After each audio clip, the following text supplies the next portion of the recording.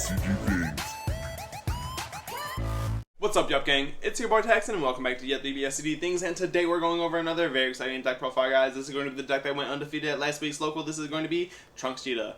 But before we get into it, guys, I do want to say that if you guys want any custom mats and/or sleeves, absolutely check out Promats. This is the best place to go get your custom card needs. Links in the description below for you guys to go check it out. And also, before I dive in, I do want to say that I'm trying to grow my Discord community as much as possible. So if you guys are in a search for a community where you can come check out the card reviews every single day, ask for an untap and/or webcam battle, or generally just ask card questions or ask questions about the deck that you're building, this is the place for you. So I will leave a link in the description below for you guys to go check it out. And with that being said, guys, if you guys enjoyed this deck or my content in general, remember to hit all those buttons for me, like, comment, subscribe, hit that bell so you never miss a video. And with that being said, let's spin it around and dive in. And one more thing to add, guys, I am trying to give out a bunch of TPs and judge packs and random revision packs and things like that that I've collected over time. So I will be doing this every single week. I'll give out 3 to 5 of these packs on my live streams, on my Tuesday live streams, Tuesday testings, of course. So make sure if you guys want a chance to win any of these TPs, you do stop by for next week and any week after that for a chance to win some of these TPs. And for a brief second, I will leave a picture up of what the prizes are so that you are a little bit more swayed into stopping by. With that being said, guys, I hope you guys enjoyed the video. Alrighty, guys, here's the deck. Now let's go ahead and go over it. First things first, let's talk about the leader. Auto, when you attack, you draw 1 card, and then you have an activate main, which coincides as your second awakening. If you have 2 or more energy, you can absorb a Vegeta from your battle area, put it underneath him. If you do so, you can draw 1 card, rip yourself down to 6, and then flip over. And then you do have a normal awakening ability. At 4 or less life, you can draw 2 and flip. On the back side, you have an auto. When this card attacks, you may draw a card. If you do not draw, you may play a yellow Vegeta, Trunks, and/or Bulma Future from the drop area or hand. That will also turn into a draw or just turn into more bodies to combo off or just evolve onto. Auto, whenever you activate an EX Evolve skill from your hand, you draw a card. That's when you activate, so not when you play a card off EX Evolve. So if you do get counterplayed on any of your EX Evolves, you do draw a card. And then, of course, activate battle. Choose 1 card from underneath him, place it into the owner's drop area, and this card will get 10,000 power and double strike. Having that nice built-in double strike win condition on the leader is very good. So our turn 1 openers, we got 4 Trunks, 4 Vegeta. This is pretty standard. They both do exactly what the other one does. You play him, he either draws a card or goes to play him from deck. If you play him, you either draw a card and go to play him from the deck or drop area. They can play from deck or drop. And then after those guys, you got your evolve targets. We got 4 Trunks, 4 Vegeta. I feel like this ratio right here is just kind of staple for this deck. You want to be doing your EX Evolve as much throughout the game as possible, at least once a turn. That will be what's going to have you cycling through your deck as much as possible.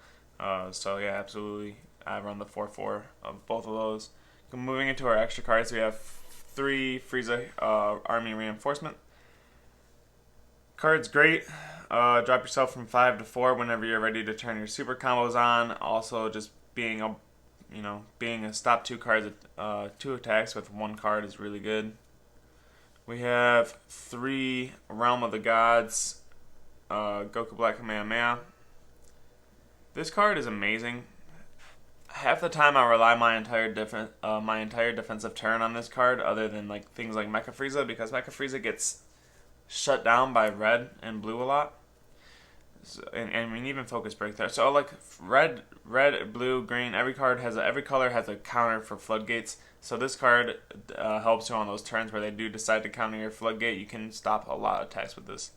Not only is it a 10k to yourself, but it's also going to tap down 2 cards and draw a card in the process. So you get to stop the attack that's happening and 2 other ones that haven't happened yet. So it's really nice. Next up in the extra card lineup, we have 2 Release from Evil. This is a card that I was mainly teching for things like Gamma, SS3, Goku. Anything with an in-turn auto on the leader is really good. This is also really good against dual attacking boss monsters. So I like the card. I think it's really good.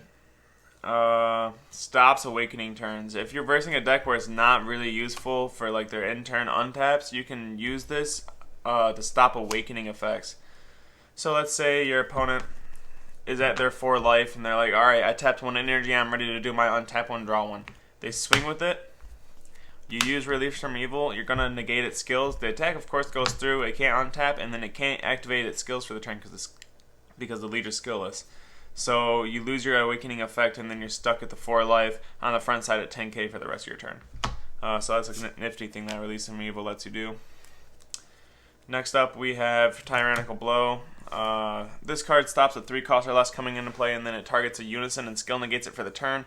This card's great defensively against things like blue when they want to floodgate you with like that Gohan or something. They pay 3 for Gohan, you counter with this, and then you can turn off their boo Unison too, so they can't use the auto -1. So that's really, really good. I love that card. I've been using that for a long time.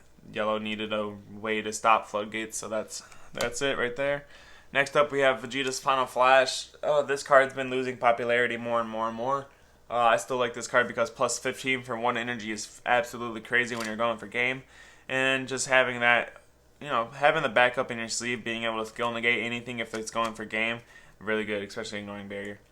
We have 1 Powerless Super Saiyan. This is our last extra card in the extra card lineup.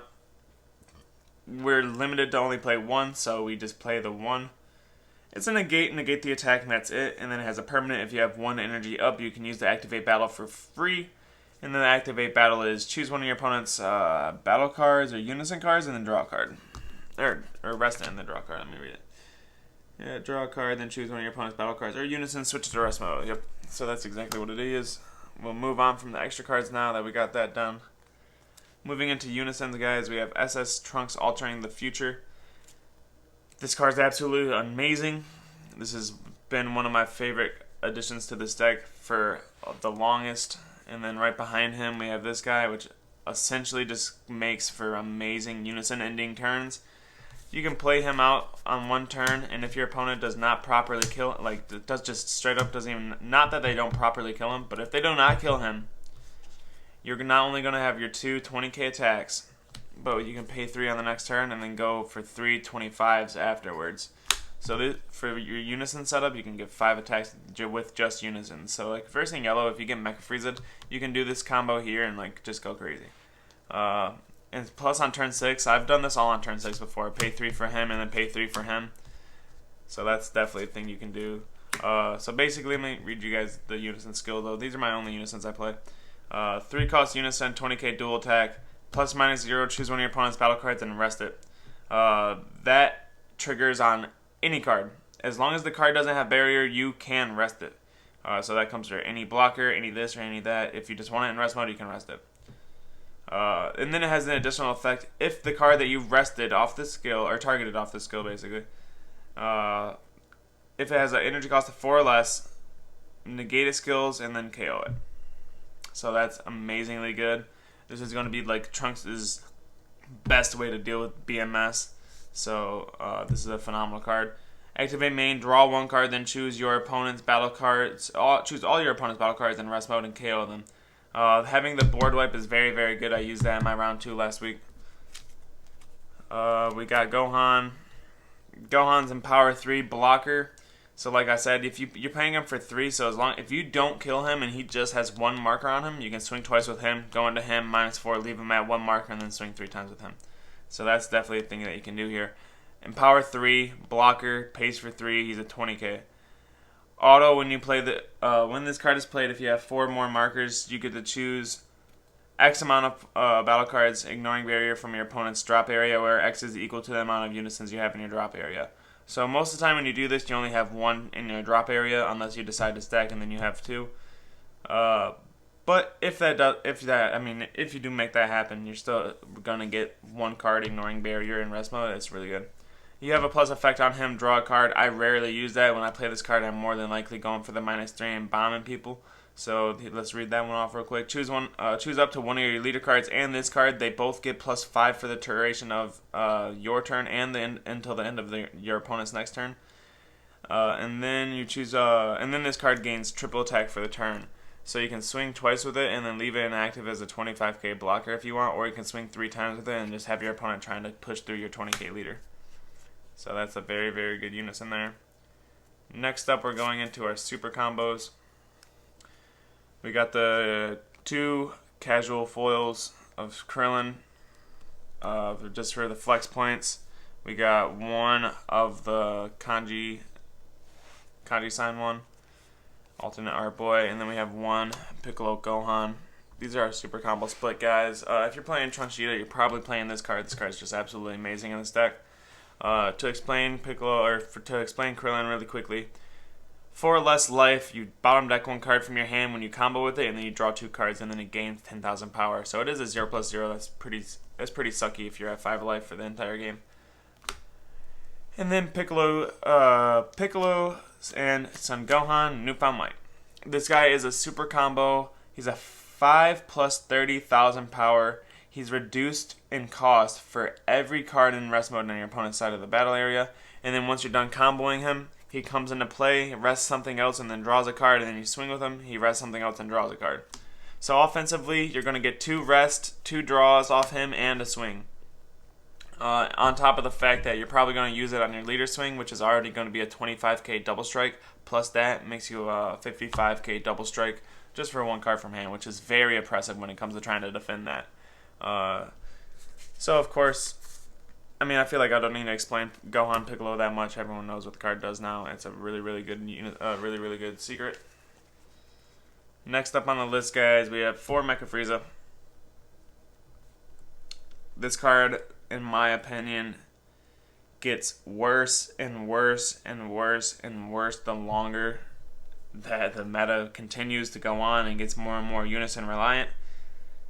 You straight up, this card is irrelevant versus Green Cooler. This card's irrelevant versus Yellow Yard Rat. This card is irrelevant sometimes even versus yourself because your opponent can even do this combo, which kind of sucks. If you're like, oh, I'm going to Mecha Frieza you, and then they're just like, yeah, pay 3 for Trunks. Okay, pay 3 for Gohan, and then you're kind of dealing with 5 attacks from Unisons that turn. That's definitely a thing. But anyways, yeah, Mecha Frieza is a great floodgate. When you negate the attack, you play it, and then when it gets played, you get to choose, or your opponent can choose, or has to choose, one of their cards and rest it if they want to attack for the turn. I played 2 Steadfast Assistant Son Goku. I used to play this at like 3, I believe, when I first built the deck. This card is yet another card in the deck that just is losing value the longer the meta moves on. This card deals with most of the cards being played, so they'll come out in rest mode. This card really doesn't stop that much things because most battle cards that people are playing right now that actually feel like you should counterplay them have deflect. So it's like this card, almost it feels like you're just defensively playing a blocker and drawing a card. Like sometimes I'll use it, I'll play this card against like cards with deflect, literally just to play a blocker and draw a card. So that's where I'm at with this card. 2 is fine. I like it at 2 just to have it in the deck, but like I said, it is falling out of favor. It's falling out of favor so much that I kind of wish that the counter was an auto instead of the counter because deflect is so heavy. With that being said, it would be cool if this could get around deflect. Anyways, next card we got 2 Basil. Basil is Basil. I feel like you just play Basil. I've seen people run this all the way down to 1, I believe. I still like this card. I still like doing the combo 1 off and play it again. I still like that a lot. 19k dual attack draw card is just a lot of value, and it's going to be one of those cards that your opponent's going to try to waste resources to try to kill or even attacks. And it does stay 19k until the end of your opponent's next turn. So if they do want to attack into it, you're going to have to remind them, like, yep, this is still 19 until your turn's over. So that is where Basil does come in clutch there.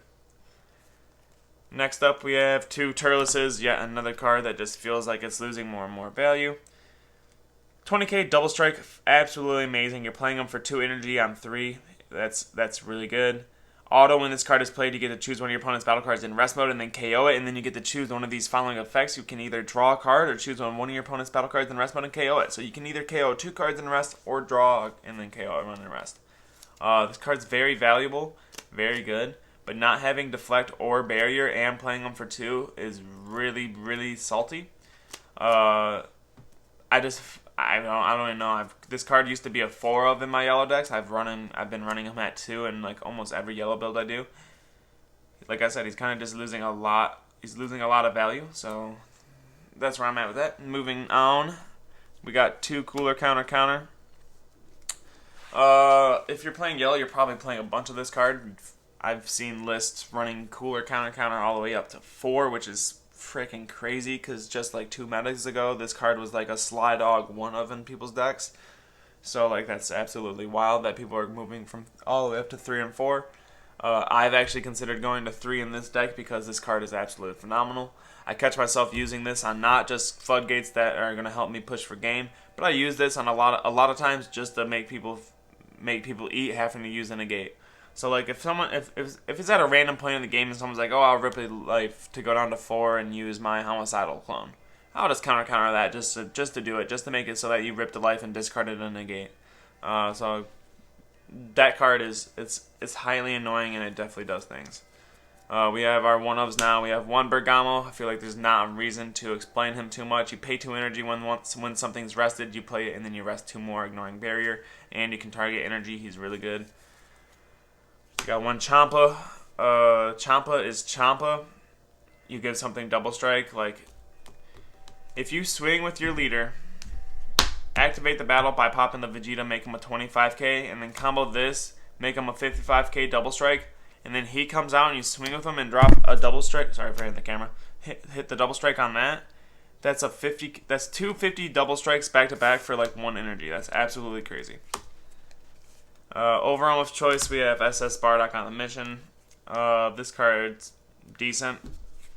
I miss Fighting Fates. That's where I'm gonna leave that.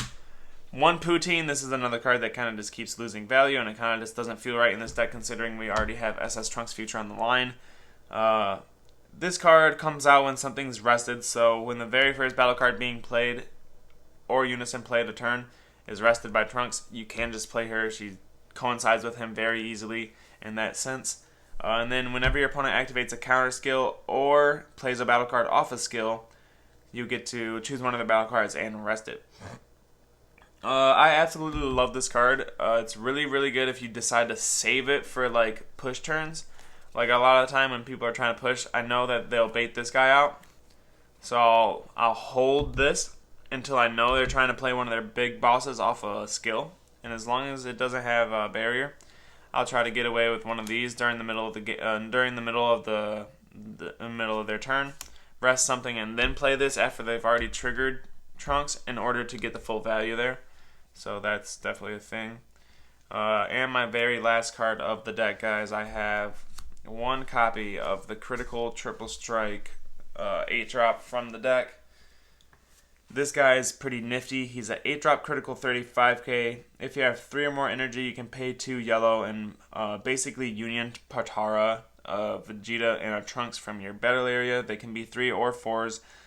Most of the time I like to be at the 3 drops on both of them just so I have 4 copies of cards underneath it and I can do the activate battle on my turn and my opponent's turn. So you have the activate battle limit 1, place 2 cards from underneath this card into the owner's drop area and draw 1 card and then choose up to 2 of your opponent's battle cards in rest mode and KO them. This card will gain triple strike for the duration of the battle. So that's really cool, not only for adding pressure, but like I said, if it doesn't get negated or something and it doesn't get removed, if your opponent's swinging with some battle cards, you can just activate battle, pop some cards from underneath it, and then kind of just end their battle step there. So with that being said, Triple Strike Crit, absolutely love that card. That's why I still play it at 1, otherwise it would be gone. Yeah, there's not much else to say about this. This deck has probably been seen 1,000 times. I hope you guys enjoyed my deck profile. This is what I went undefeated with last week at my locals. I will briefly go over my my matchups, even though I was on camera all week. So you guys will have probably already seen my matchups. Round 1, I versed Red U7 Goku. That match would have been a lot harder had my opponent been a little bit more experienced at the game. He was only a couple weeks into playing the game, and he absolutely was pushing me hard, and I did not find my correct plays early on. So I did have to go down to 4 and awaken at 4 life that way. So that was a rough match in general. I ended up coming out of it and winning. But with that being said, we're on to round 2. I versed SSG Trunks Crimson Warrior. That was a great matchup as well. That's a hard matchup for Trunks, honestly, for God Trunks, because with the combination of this Trunks and this guy, the 1 Overwhelm and like the 1 battle card a turn that deck can like tries to put out just gets rested. So like having to play around that is very, very annoying. And in that game, my opponent tapped 2 for Super Saiyan God Trunks and kind of played into my Trunks' auto, so that was an L for him there. he definitely learned his lesson. Now he's gonna definitely remember to bait that out first. So with that being said, that was a grindy game, but by turn 6, I believe I ended up getting that. Round 3 was Green Cooler. Yet again, another matchup where my opponent was kind of like not weary enough about this 3-drop Trunks. They weren't removing it quick enough, and they definitely did not take advantage of the like baiting out that auto. So this guy's auto is you can choose the first battle card or Unison play, and then switch it to rest mode. Green Cooler like looked at my deck and was like, oh, he just rests and messed with battle cards, so I like auto got this in the bag. Well, he paid 3 and went for his Golden Frieza Unison play. Did not bait my Trunks skill, and he got hella rested and did not be able to use that card at all, so that is a thing for him. With that being said, I ended up coming out on top in that matchup. I comboed really heavy on one of my attacks, forced him to dump his entire hand. I didn't kill him, but he did out-combo it by using every card in his hand, and then I just passed turn and had him sit there with like 2 cards in hand, and then I ended up winning the next turn. With that being said, guys, that was the deck profile. If you guys enjoyed this list, I hope you guys hit all those buttons for me, like, comment, subscribe, hit that bell so you never miss a video. And with that being said, let's see you guys next time.